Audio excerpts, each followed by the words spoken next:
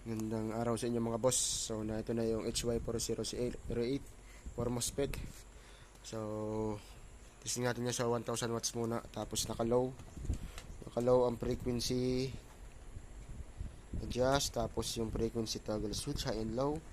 So testing, naka-low yan. Tapos adjust natin konti, half yan, full,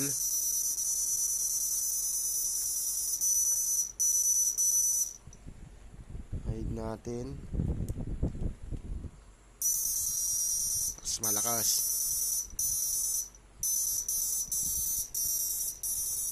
Tapos pwede natin din off yung flip-flop.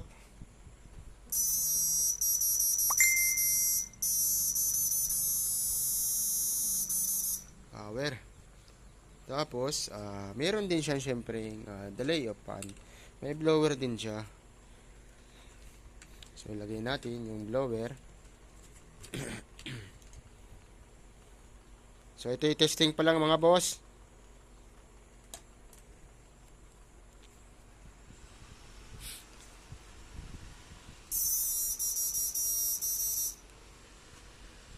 Flip-flop on. Testingin natin mga boss, 2000 watts.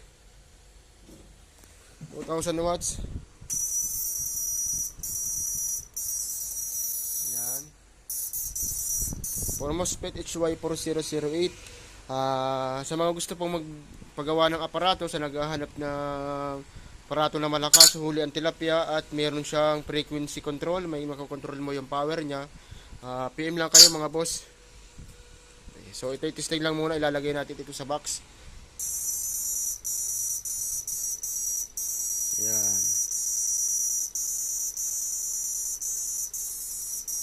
Adjust natin yung frequency, flip-flop. Adjust natin. Low natin yung frequency, naka-low. Yan. High.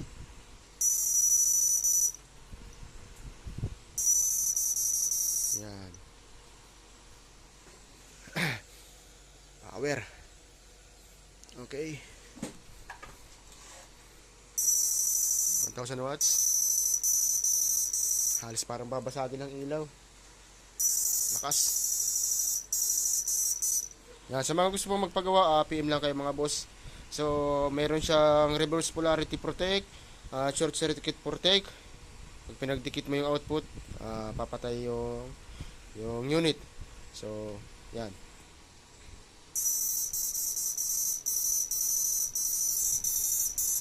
Flip-flop on. Off.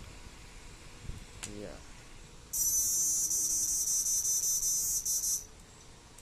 Low.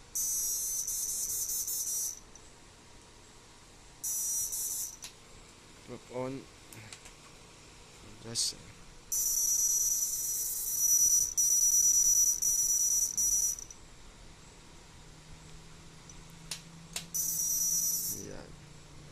yan yung low niya, tapos naka-pull yung frequency, power. Tapos ito yung high niya mga boss, high natin, mas malakas. Yan. So sa mga gusto pong magpagawa ng PDC type, yan, mas malakas ito mga boss kaysa sa transformer type. Ang kaibahan lang kasi ng transformer type, pwede siyang mabasa, waterproof. Ito kasi hindi na, kasi full more on electronics siya. Mga boss? Yan.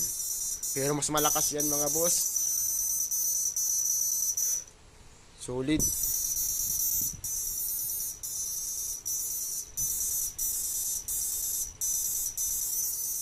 Yan, sa mga gusto pong magpagawa lang, PM. Yan. So, sakto lang ang init.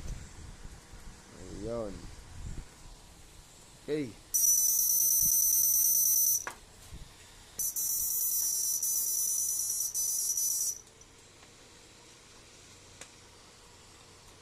Solid.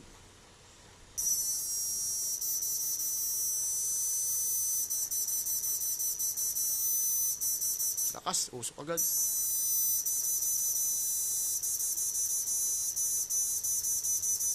Power mga boss.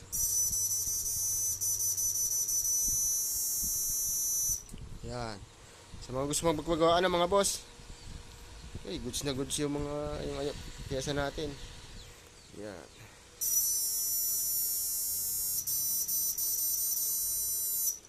Yan na sa mga gusto pong magpagawa.